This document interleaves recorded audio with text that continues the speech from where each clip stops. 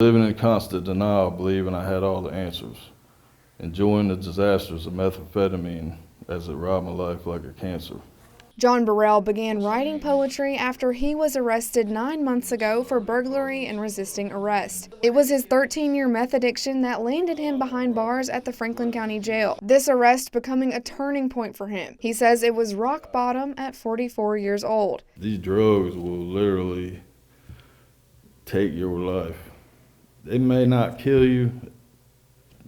You'll want to be dead. For the last 9 months, he has been in the jail's Fresh Start program. Poetry has been an outlet for Borel for 20 years, but it wasn't until he spent time in jail that he started using the tool to overcome the denial of his drug addiction. He then saw how his words could influence other people. I'm trying to be a positive influence and role model now on everyone that's wanting and willing to make changes. And the hardest part for me was realizing that I had a problem.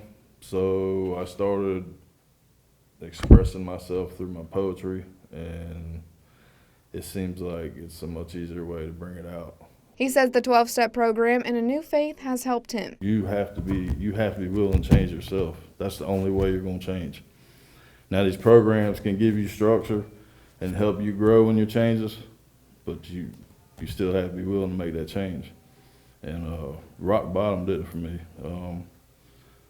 I don't have anything out there. I don't have nothing to go to. So I'm 44 years old. I need to build my life from scratch.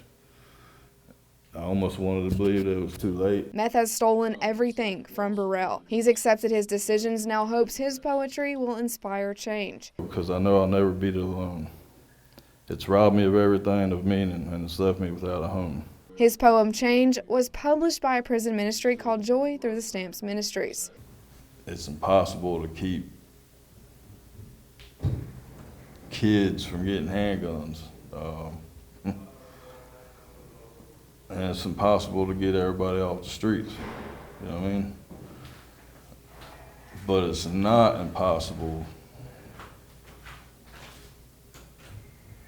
for people to start making a change. And I feel like if one person stands up, if one person out of 100 stands up and takes that step, that's already making a change. Borel says he has made peace with being in jail and wants to continue getting stronger and mentoring others before he is released. I'm hoping that by hearing this, you know what I mean, by people hearing this poem, that